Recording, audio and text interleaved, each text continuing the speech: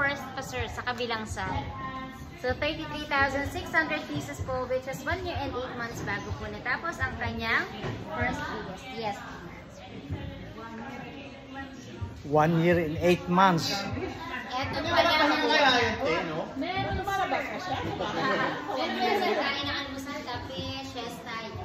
Kasi yung mga medyo napakaligan kasi din itong paso nito. So nakiram talagang magkaroon na within a day, because 24 hours, 12 hours sa pag-assemble. So meron lang tayo ma'am na 2 to 3 hours in a day, 5 hours. Tapos pag ganito ma'am, yes ma'am, meron. Meron nga a day, parang 12 hours. Parang